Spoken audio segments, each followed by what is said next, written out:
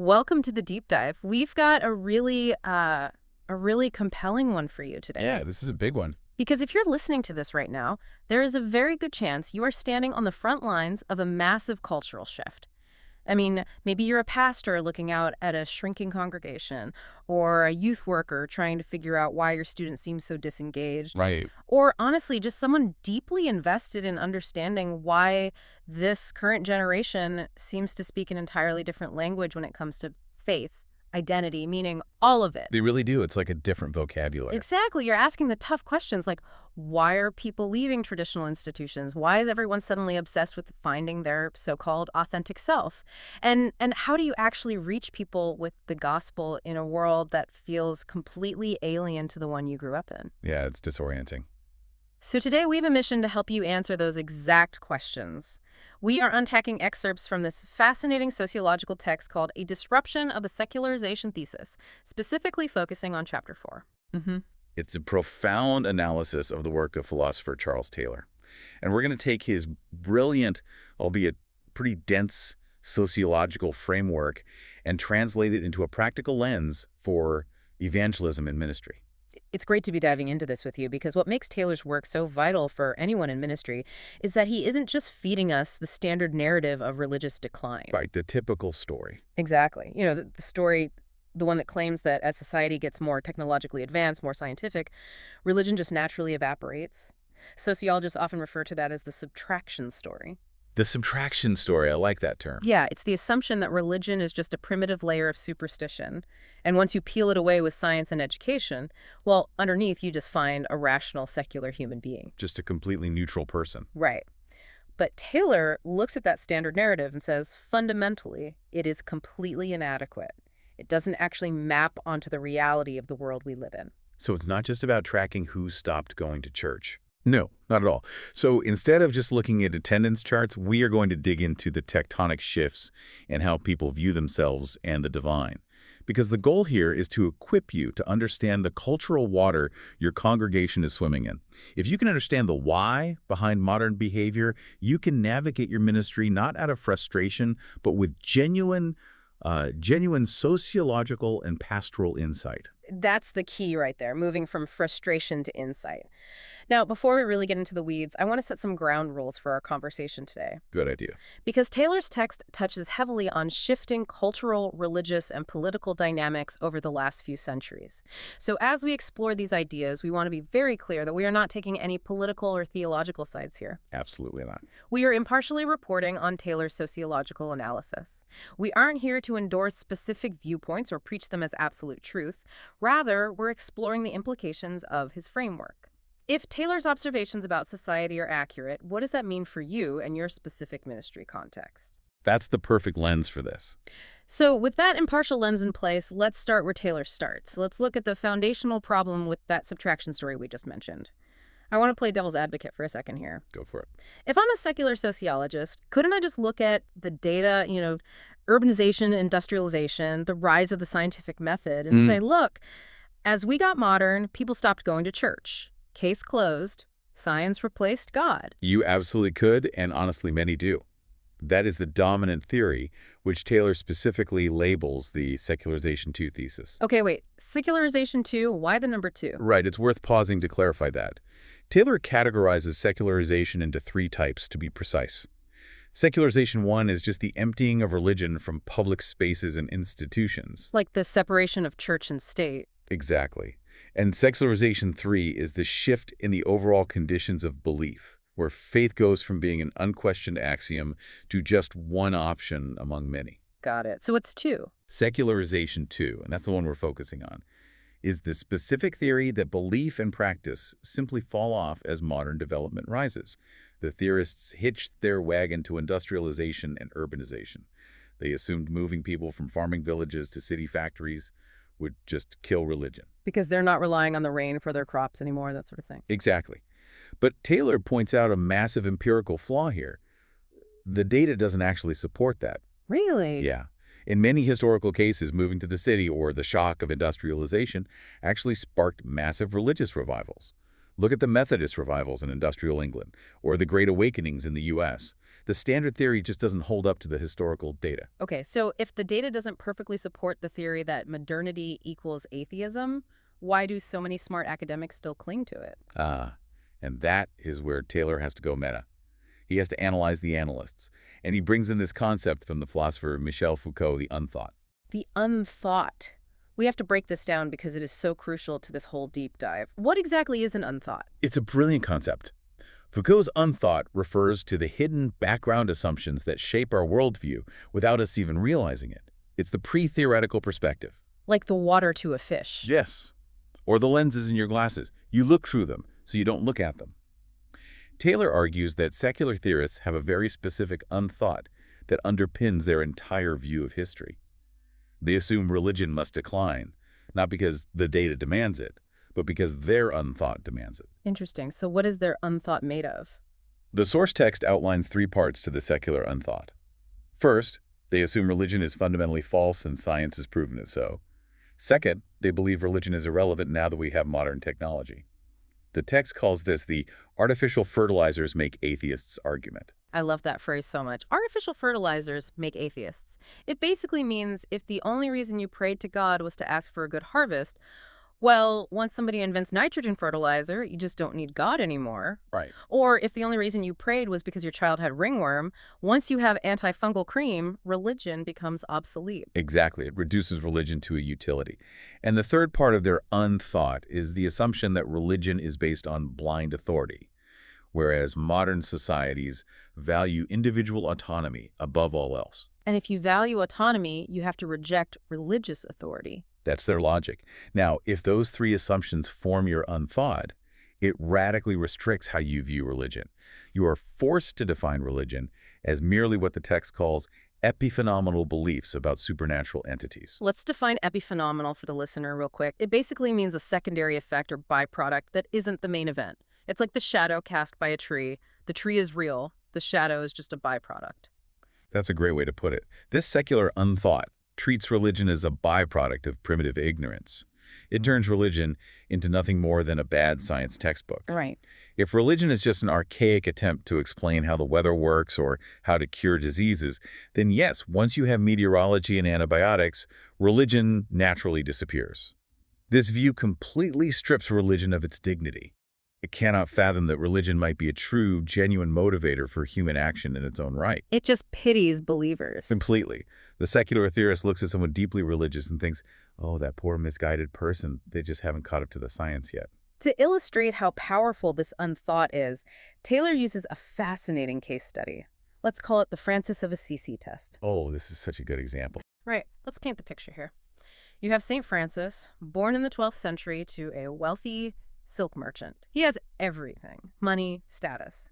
But he renounces his wealth, embraces extreme poverty, lives in absolute austerity, and pursues this radical devotion to Christ to the point where he is traditionally said to have received the stigma, the physical wounds of Christ. Yeah. Taylor says, look at how you react to the life of St. Francis, and it will immediately reveal your hidden assumptions. When you hear that story, do you find yourself deeply moved?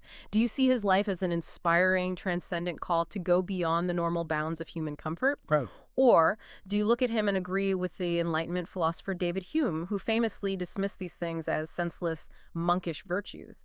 Do you see Francis as just a practitioner of senseless self-denial? Or worse, someone with a severe psychological disorder who is a threat to civil society? It is an incredibly profound diagnostic tool. Yeah. Because if you view Francis as a tragic, mentally ill figure wasting his life on monkish virtues, your unthought is firmly planted in that secularization thesis. Right. Because you view human flourishing, meaning physical comfort, health, wealth, and societal contribution, as the absolute ultimate good. Therefore, anything that subverts your comfort for a supernatural reason is seen as harmful or crazy. That makes so much sense. But what I appreciate about Taylor here is his intellectual honesty. He freely admits his own bias. He acknowledges that he has his own Catholic unthought. He stands in a different perspective. When he looks at St. Francis, he is moved. Right, because his unthought allows for that. Exactly. His unthought shapes his belief that religion is a genuine, independent, irreducible motivator for human action. It's not an evolutionary glitch, it's a profound way of life. By admitting he isn't neutral, he exposes the myth that the secular sociologist is purely neutral. Nobody is neutral. We all have an unthought. If Taylor's framework holds true, the implications for the listener, for the pastor or ministry leader listening right now, are massive. Because when you are sitting across a coffee shop table engaging with a skeptic or counseling a college student who is deconstructing their faith, you have to realize that you are not just debating historical facts or scientific data points. No, you're not. You are clashing with their unthought. If their hidden foundational assumption is that the physical, measurable world is all that exists and that maximizing personal comfort is the highest human good, then arguing with them about the historical reliability of a biblical manuscript is completely missing the point. It's just flying right past them. You are speaking two entirely different languages. You have to address the unthought before you can address the explicit thoughts. That is exactly right. You have to learn to ask questions that gently reveal the assumptions they didn't even know they were making. You have to expose the limitations of that artificial fertilizers make atheists' worldview. Because, let's be honest, modern people still experience a profound longing for meaning, for justice, for beauty, that antibiotics and artificial fertilizers simply cannot satisfy. So if you're listening to this and mapping out your pastoral approach this week, you really have to ask yourself a question. What are the hidden background assumptions, the unthoughts, that shape how you view the non-believers in your community? Oh, that's a tough one. It is. Do you secretly view them as enemies to be defeated with better arguments, as projects to be fixed? Or do you view them as people held captive by an unthought that they desperately need help seeing past? How you view them will completely dictate how you minister to them. That requires a lot of self-reflection. And it leads us nicely into another brilliant analogy Taylor uses to help us understand where this secularization theory goes wrong and what the true nature of religion actually is. He introduces the analogy of the three-story building. Okay, let's walk through the floors of this building. So Taylor says that analyzing the secularization thesis is like looking at a three-story structure. The ground floor is the raw empirical data. And here's the thing. Everyone agrees on the ground floor. Taylor is not a denier of reality.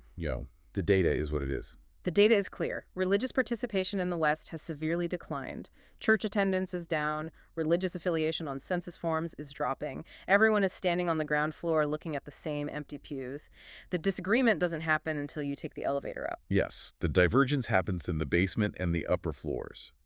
This is where we move from observing data to diagnosing causes, and that diagnosis is intimately linked to the theorist's unthought. So how do the floors work? The upper floors represent your philosophical worldview, which drives you down to the basement to posit corresponding causes for the decline. Ah, I see. So if your unthought on the upper floor is that religion is just bad science, then you go down to the basement and determine that the sole cause of religious decline is the rise of the scientific method. But Taylor argues this completely misunderstands the actual nature of what is being lost.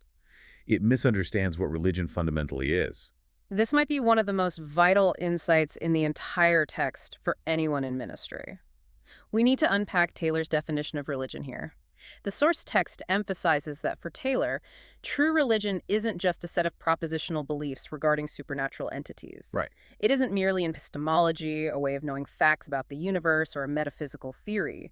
True religion, at its very core, contains what he calls a transformation perspective. We really need to linger on this concept. The transformation perspective is the fundamental call to a way of life that takes human beings beyond or outside of whatever is normally understood as mere human flourishing. Let's define what we mean by human flourishing in the modern secular sense. It's the American dream, essentially. It's about having a fulfilling job, a nice family, good physical health, a stable society, a comfortable 401k for retirement. It is entirely bounded by what Taylor calls the immanent frame. Let's pause and define immanent frame for the listener, because that's another heavy sociological term. Sure. The immanent frame is a way of viewing the universe as a closed system.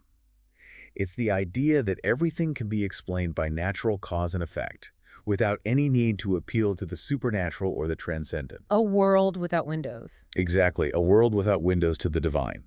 In the immanent frame, maximizing your natural worldly light, your flourishing, is the absolute ceiling of human existence. There's nothing above it. Okay, so contrast that with the transformation perspective. True religion calls us to transcend the merely worldly. It calls for sacrifice, for holiness, for a devotion that might actually cost you your worldly comfort. Right, think back to the St. Francis analogy. Yes. His life was the ultimate rejection of mere human flourishing. He threw away his wealth and comfort in pursuit of divine transformation. And here is the gut punch from Taylor's analysis. He argues that the heart of secularization isn't just that people stopped believing in miracles or biblical history. The heart of secularization is a societal decline in the transformation perspective. Yes. It's the fact that pursuing a way of life that values something beyond human flourishing has become literally unimaginable to the modern mind. A modern secular person looks at a martyr or a monk or anyone who sacrifices their autonomy for faith, and it simply doesn't compute. It was like madness to them. They can't fathom why someone would give up personal comfort or sexual autonomy for a religious ideal. And if we take Taylor's lens here and apply it to pastoral ministry, the challenge is incredibly stark. If the surrounding secular culture is fundamentally obsessed with maximizing human flourishing and avoiding any pain or restriction, then the church faces a massive seductive temptation. What's the temptation? The temptation is to quietly water down the gospel until it just becomes another helpful tool for human flourishing. Oh, wow. Let me play this out. If your evangelistic pitch is basically, come to Jesus and he'll make your marriage happier, your kids better behaved, your anxiety lower, and your finances more stable, Taylor's framework suggests you are just selling a secular product with a Christian label slapped on it. That is exactly what you're doing. You're telling them, hey, we value human flourishing just like you do. We just have a better technique for achieving it. But if you do that, you are competing with self-help gurus, therapists, and financial planners on their own turf. And honestly, you might lose. You probably will lose. Because sometimes following Christ doesn't make your worldly life easier, it makes it harder. If Taylor is right, you cannot just offer a slightly more moral version of worldly flourishing. You must offer radical transformation. You have to present the perspective that there is a transcendent reality so beautiful, so profound, that it is worth sacrificing worldly flourishing to attain it. It forces a difficult question about how we communicate the faith. Are we calling people to take up a cross or to take a seat on a comfortable couch? That's a great way to put it. The secular age has made the cross seem absurd. But ironically, because the immanent frame is so focused on mere flourishing, it often leaves people feeling incredibly empty.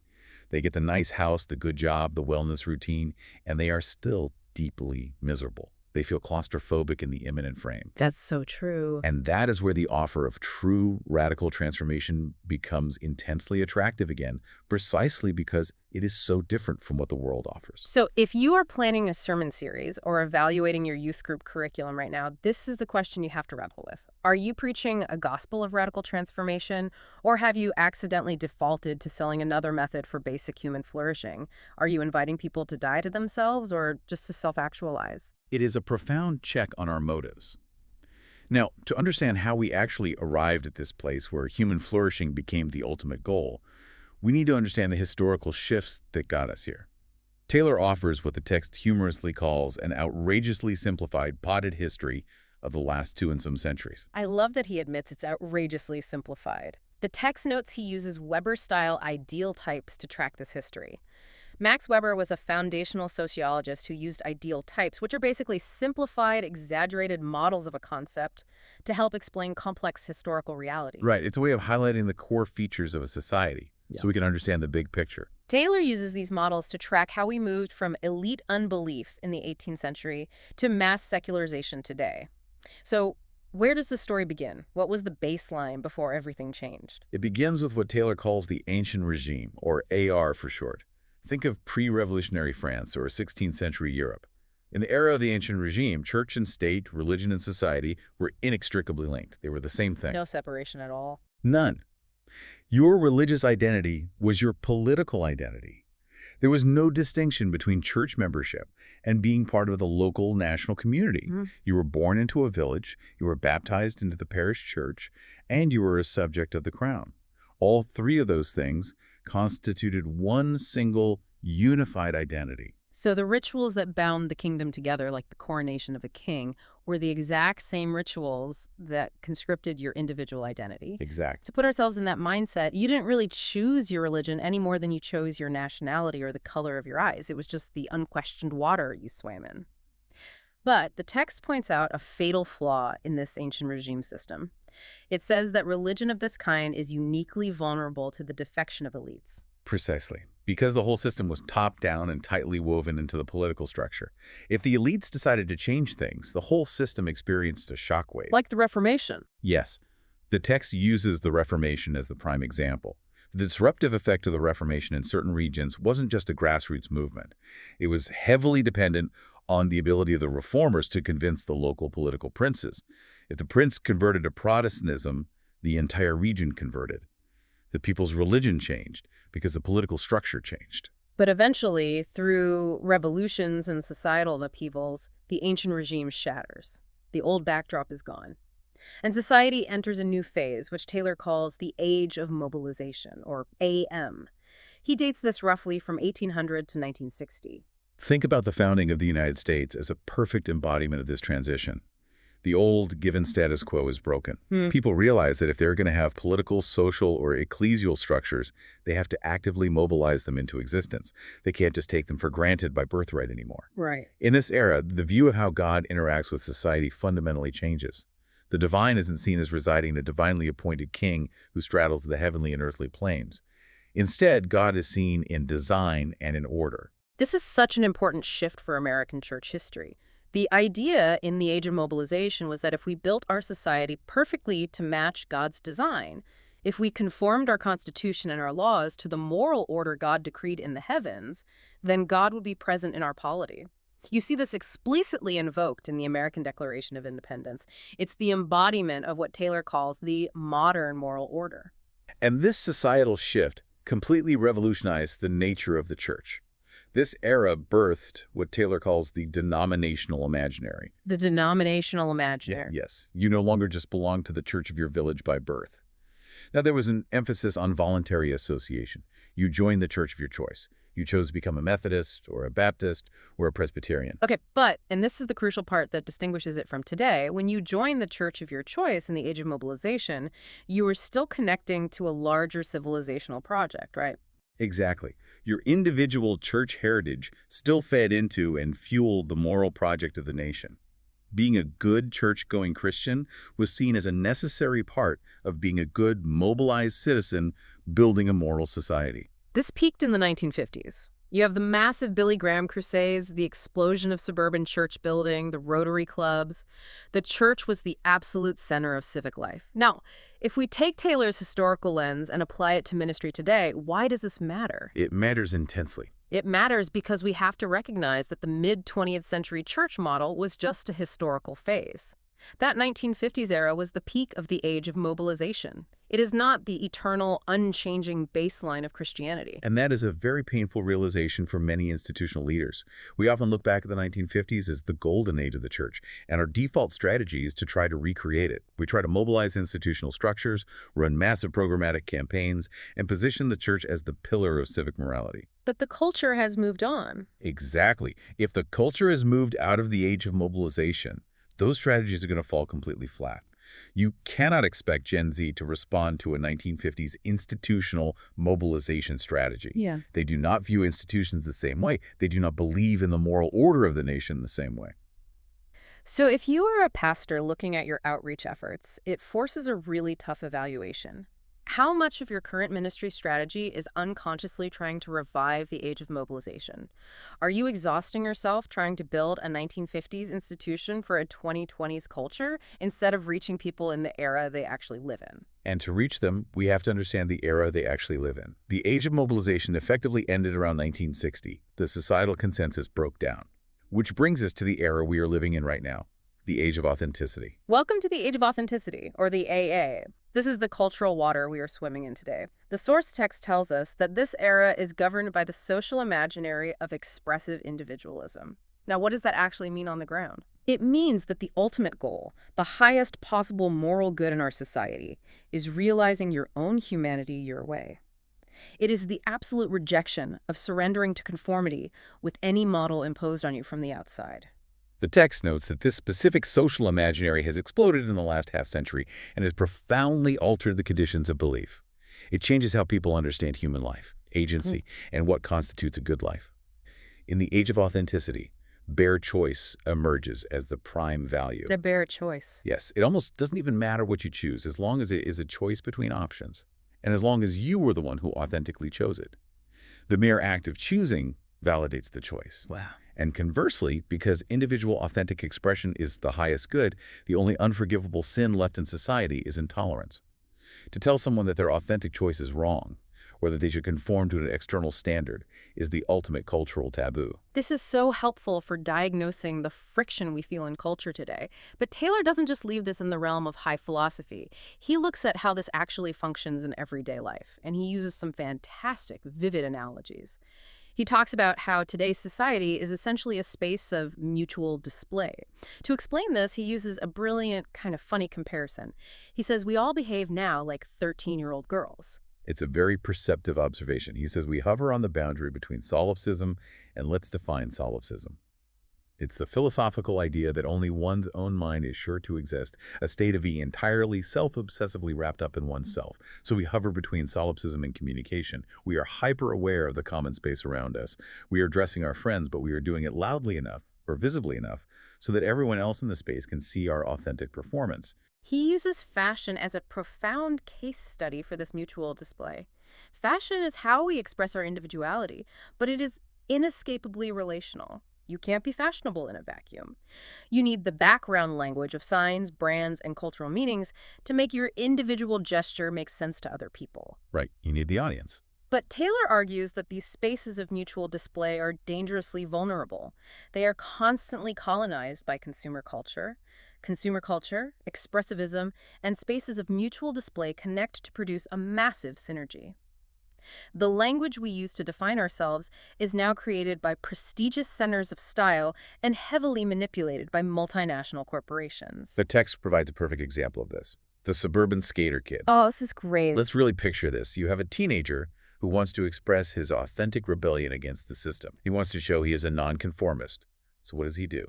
He goes to the local mega mall, walks into a corporate chain store, and his mom buys him a $150 skateboard manufactured overseas, emblazoned with anarchy symbols trademarked by a massive corporation. It's hilarious and sad at the same time. It is the absolute illusion of nonconformity. He feels like he is expressing his unique, authentic, rebellious self, but his identity is entirely packaged, marketed, and sold to him by the capitalist market. He's engaging in mutual display, defining his sense of self through consumer products and admired pop culture stars. And this is where the implications for religion become staggering. This consumer culture is described in the text as a stronger form of magic. The construction of a consumer identity, which has to feel like it's freely chosen to work, trumps other historical identities. It completely displaces the importance of large-scale collective agencies. Yep. For a vast amount of young people today, their aesthetic style, defined through media, TikTok algorithms, and consumer products, occupies a far bigger and more important place in their sense of self and belonging to a nation, a political party, or a church. That is the tragedy of the situation for traditional institutions. The expressive individualist revolution essentially hollowed out the large-scale religious forms of the age of mobilization. It broke the link between Christian faith and civilizational order. The soft relativism of our era, the mindset of do your own thing, who am I to judge, makes the external constraints and moral demands of traditional religion seem not just outdated, but deeply irrational and oppressive. So let's bring this right down into the sanctuary. If Taylor's framework is accurate, it completely redefines who your actual competition is in youth ministry or evangelism. You might think you're competing with the new atheists or deep philosophical skepticism or scientific materialism. You aren't? No. Often, young people aren't rejecting theology in an intellectual sense. They just aren't thinking about it because they are busy being actively discipled by a consumer culture that sells them a pre-packaged, authentic identity every time they open their phones. You're competing with the mall, with Instagram influencers, with the algorithm for their primary sense of belonging and identity. If your church just feels like another brand trying to sell them a slightly less cool, slightly more restrictive lifestyle product, they simply won't buy it. It demands a total rethink of community building. It forces the question, how can a faith community provide a sense of identity that is so deep, so historically rooted, and so genuinely compelling that it outcompetes the superficial mutual display offered by modern consumer culture? How do you offer a true identity in Christ that exposes the $150 corporate anarchy skateboard for the illusion that it is? That is the million-dollar question for ministry today. Hmm. And answering it requires us to understand what actually happens to the innate human desire for the divine in this age of authenticity. Because the truth is, religion doesn't just vanish. People don't just become cold, calculating robots. Exactly. What happens to religion? Does everyone just become an atheist? Yeah. The source text is very clear on this. No, the desire for the spiritual absolutely endures. Why? Because people are deeply, profoundly dissatisfied with a life encased entirely in the immanent frame. They get the job, they curate the authentic consumer identity, they get the wellness routine, and they realize it isn't enough. The ceiling is too low, they still ache for the sacred, but as Taylor explains, the spiritual just migrates. Yes, the sacred becomes uncoupled from traditional institutions. Let's look at how Taylor maps his taxonomy onto the experience of the sacred. Under the ancient regime, your connection to the sacred meant belonging to the state church. In the age of mobilization, you joined the voluntary denomination of your choice, but it tied you to a larger heritage. But now, in the age of authenticity, we have a massive qualitative shift. The religious life must not only be your personal choice, but it must explicitly speak to you and make sense in terms of your personal spiritual development. The expressivist demands the right to forge her own religion. The text uses such a potent phrase here, forging your own personal Jesus. And there is a fantastic pop culture reference in the text that perfectly illustrates this shift. It contrasts the idea of a personal Jesus with Johnny Cash's late career music. Yeah.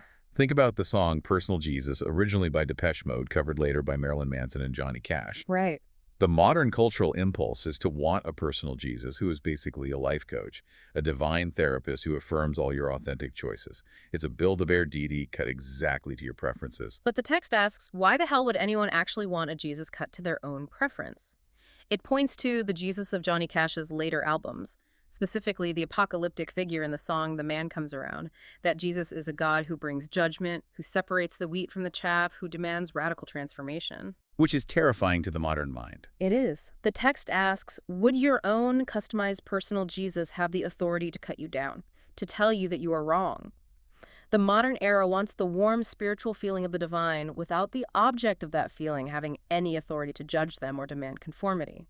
The new spiritual injunction of the age of authenticity is, let everyone follow his or her own path of spiritual inspiration. And whatever you do, don't be led off your path by the allegation that it doesn't fit with some ancient orthodoxy. We see this questing nature everywhere in popular culture. The text points to the widespread fascination with phenomena like the film version of The Lord of the Rings, or massive best-selling books like Paulo Coelho's The Alchemist or Elizabeth Gilbert's Eat, Pray, Love.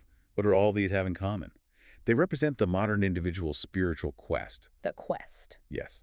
The individual has to leave home, go out into the unknown, and discover their own unique route to wholeness. Nothing is given or axiomatic anymore. You cannot just inherit your parents' faith. You have to find your own truth. Now, here is where I think ministry leaders can get really tripped up, and where Taylor's text offers a brilliant reassurance and a strict warning. Taylor warns against traditionalists who just ham-fistedly lament this subjectivism. We see this all the time, pastors getting up in the pulpit and just yelling about how selfish, narcissistic, and individualistic this generation is. Taylor says this devolves into false dichotomies that completely miss a good part of the spiritual reality of our age.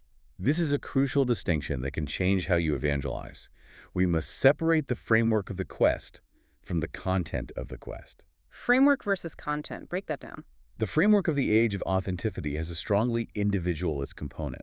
Everyone feels they are on a solitary, unmapped search for meaning. But Taylor argues that does not necessarily mean that the content they eventually embrace will be individuating or relativistic. A young person might start out on a highly individualistic, eat, pray, love style spiritual quest, seeking their own truth. But that exact same individual quest could lead them right into deeply traditional, orthodox communal religion. The text gives incredible examples of this, like the Taizé community in France or Catholic World Youth Day. Let's picture World Youth Day. You have millions of young people from all over the globe sleeping in muddy fields, making massive pilgrimages. They are all there because they are on an individual spiritual quest. The framework is highly individualized. Right. But the destination, the content of their quest ends in a massive communal Orthodox religious experience surrounding the Pope and the Eucharist. They arrive at a destination that actually cuts completely against the libertarian individualism they started with. If we apply this to evangelism, It completely flips the script. It Yeah. means you shouldn't automatically condemn the modern seeker's individualistic quest. Hmm. If a young person comes to you and says they are spiritual but not religious and they're on a journey to find their truth, your first instinct shouldn't be to blast them for being a postmodern relativist. What should it be? Validate their search for meaning. Recognize that their deep dissatisfaction with the immanent frame, the fact that the mall isn't enough for them, is actually a work of grace. Walk alongside them in their quest. Trust that if you guide them well, their authentic individual search for truth can eventually lead them to the ancient communal truth of the gospel. You don't have to fight the fact that they are questing. You just have to help them find the right destination. So, if you are sitting across from a seeker this week, how can you frame the call of Christ not as a demand for forced institutional conformity, but as the ultimate fulfilling destination of their personal spiritual quest? How do you present the gospel as the true answer to the ache they are currently trying to soothe with consumerism? That really is the art of modern evangelism. It requires immense patience and empathy. It really does. Now, we have covered a massive amount of dense sociological ground today. Charles Taylor is not light reading. So to make sure we have all these tools firmly in our toolbox, let's take a moment to distill these terminologies. Having this vocabulary is incredibly powerful because it allows you to accurately diagnose the cultural waters your congregation is swimming in. When you have the right words, you move from pastoral frustration to targeted pastoral care. Let's bounce through these key terms. That's good. Let's start with the Secularization2 thesis. This is Taylor's specific term for the flawed standard story that religious belief and practice simply and inevitably decline as society modernizes and becomes more scientific. It's the subtraction story that assumes religion is just a primitive layer waiting to be peeled off. Next, we have the unthought, borrowed from Foucault. This refers to the hidden background assumptions that shape how we view the world without us realizing it. For the secular theorist, the unthought is that religion is bad science, the artificial fertilizers argument. Taylor's framework reminds us that everyone secular or religious has an unthought. Then there is the transformation perspective. This is Taylor's definition of the core of true religion. It is the profound call to live for a reality that goes beyond normal, worldly, human flourishing. It demands sacrifice and devotion that the secular immanent frame cannot comprehend. Moving to the historical eras, we started with the ancient regime, or AR. This was the historical era where church, state, and society were one unified, unquestioned identity. You were born into your religion just as you were born into your kingdom. That rigid structure shattered and gave way to the age of mobilization, AM, roughly spanning 1800 to 1960. This was the era of building societal order based on God's design through voluntary denominations. It's the 1950s era of the church of your choice serving the broader moral project of the nation. Which finally brings us to our current reality, the age of authenticity, AA. This era is defined by expressive individualism, the pervasive belief that the highest possible good is finding and authentically expressing your unique inner self, free from any external conformity or institutional demands. When you hear a church member complain that the church's moral demands are too judgmental, you can now recognize that as the voice of expressive individualism. When older members express frustration that the church isn't at the center of the town square anymore, you can recognize the nostalgia for the age of mobilization. This vocabulary helps you see the matrix.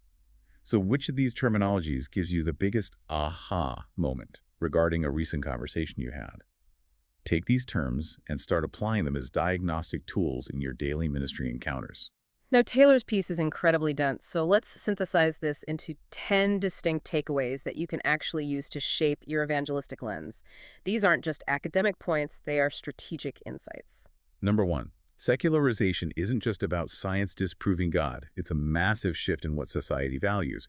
We've shifted from valuing spiritual transformation to valuing mere worldly human flourishing. If your church is just preaching a gospel of comfort and wellness, you are functionally preaching the secular creed. Spot on. Number 2. Everyone has an unthought bias. This includes the secular academic, the skeptic on the street, and you, the religious believer.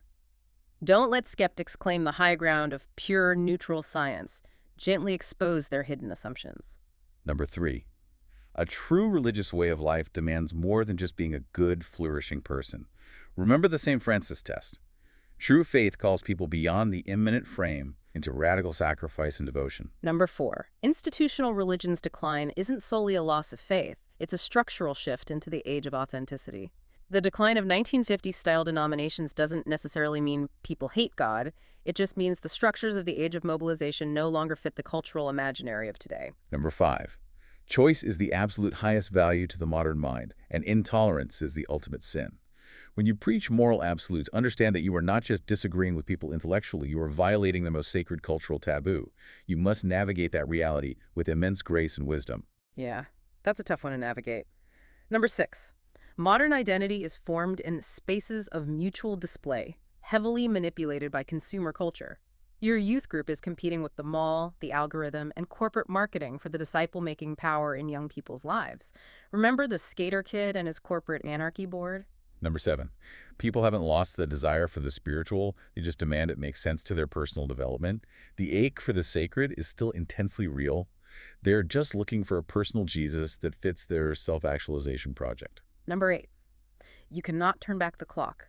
The Quest framework is the inescapable reality of our secular age. You cannot force people back into the ancient regime or the age of mobilization. You have to meet them where they are in the age of authenticity. Number 9.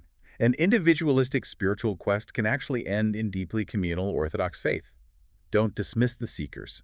Validate their framework and guide their content. Their lonely quest can lead them to the foot of the cross. And finally, number 10. We shouldn't necessarily want to go back to the past. Taylor makes a brilliant point that forced conformity in past eras often bred deep hypocrisy, spiritual stultification, and inner revolt against the gospel. The freedom of our current age, while messy and chaotic, might actually provide a better soil for genuine, uncoerced, authentic faith. Those 10 points represent a profound shift in perspective. The challenge is to not let this just be an intellectual exercise. Look at those takeaways and ask yourself, which of these will I immediately implement into my ministry strategy this week? Stop fighting the ghosts of the 1950s and start engaging the reality of the present. As we bring this deep dive to a close, there is one final, incredibly provocative thought from Taylor's text that we have to leave you with. It's a beautiful image about the ultimate reality of our modern world. If Taylor's framework is right, what hope is there? Taylor argues that because our cultural past in the West is irrevocably, historically Christian, our modern secular age continues to be haunted by this past. The imminent frame is not perfectly sealed. Even the most committed secularist experiences moments where the frame cracks. Why does that happen? During times of massive global crisis or profound personal rites of passage like the birth of a child, the intense beauty of nature, or the death of a parent, the innate desire for the sacred rushes back in. People retain a deep, latent attachment to a perspective of transformation, even if they aren't presently acting on it. He uses an analogy for this, right? Yes, a breathtaking one. He likens it to a city FM radio station being listened to out in the deep countryside. You're driving along a lonely highway, and mostly there is just static white noise. But every now and then, the terrain shifts, the signal fades in, crystal clear and beautiful, before fading out into static again. The modern secular person still occasionally hears the faint music of the gospel. We are living in a post-secular age where the hegemony of the purely secular narrative is constantly being challenged by these hauntings of the sacred. What a stunning image. A city FM station breaking through the static in the countryside. If you are a pastor, a youth worker, or just someone trying to share your faith, that is your job. Your job is to be there when the static clears, to help them tune the dial when they hear that faint music. Keep your ears open for those moments when the cultural radio signal fades back in for the people in your life. Thank you so much for taking this deep dive into Charles Taylor's profound work with us. It has been an absolute privilege to unpack this framework with you. Take these tools, keep seeking the truth, keep doing the incredible work you are doing on the front lines, and we will see you next time.